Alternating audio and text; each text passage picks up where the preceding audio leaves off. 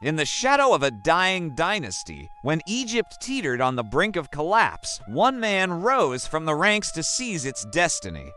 This is the story of a soldier who became a god king, a commander who restored a broken nation. This is the story of Horemheb, the last warrior pharaoh of the 18th dynasty. Our story begins in a time of unprecedented turmoil. The revolutionary Pharaoh Akhenaten had plunged Egypt into chaos, abandoning its ancient gods for a single deity. The Aten, his capital, Amarna, became the center of a new, unsettling world. But upon his death, the old ways began to re-emerge. His son, the boy king Tutankhamun, ascended the throne, guided by powerful figures working behind the scenes. And among them, one man stood tallest, commander-in-chief of the army, Horemheb. While Tutankhamun was the face of the kingdom, Horemheb was its sword and shield. Born a commoner, his brilliance and ambition propelled him through the military ranks. He was a master strategist, a born leader, and fiercely loyal to the traditional ways of Egypt. As Tutankhamun's regent, Horemheb wielded immense power, effectively governing the nation and leading its armies. He was the force that began to stitch the fragmented kingdom back together, campaigning in Nubia and the Levant, reasserting Egyptian dominance that had waned under Akhenaten's insular rule. The tragic, early death of Tutankhamun left a power vacuum. The throne passed to an elderly courtier, A, who had also been a key advisor. Some theories suggest A may have even been Tutankhamun's great-uncle. His reign was short, a mere 4 years.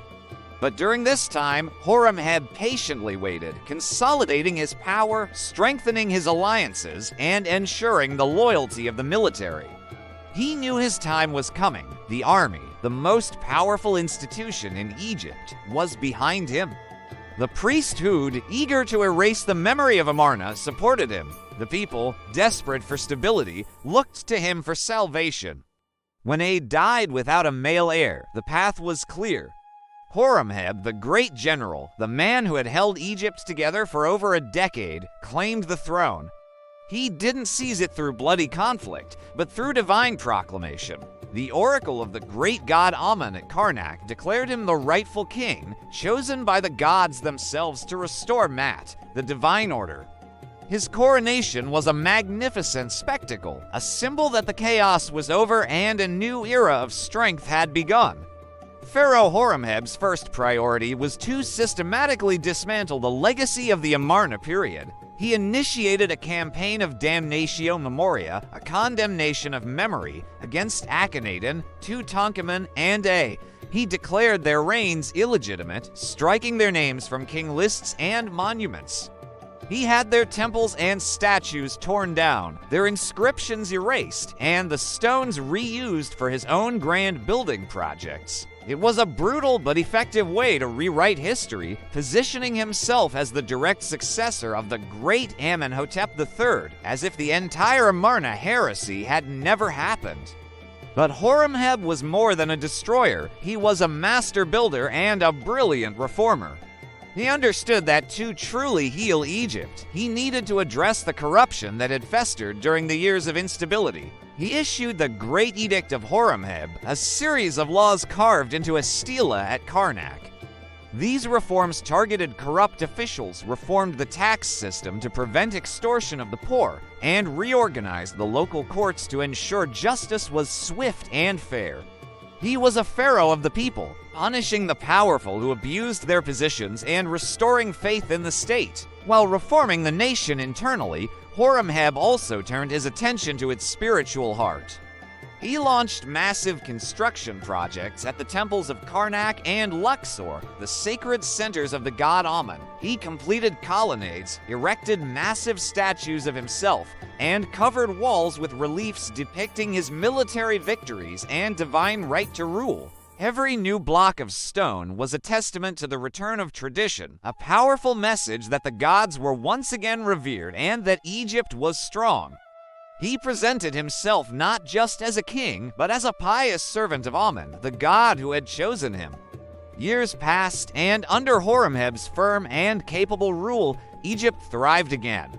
The fields were fertile, the borders were secure, and the treasury was full. Temples that had fallen into disrepair now gleamed with new gold and paint.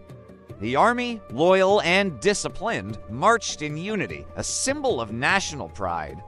The gods were praised throughout the land, and Mat, the divine balance, was restored. Horemheb had succeeded where others had failed. He had pulled Egypt back from the abyss.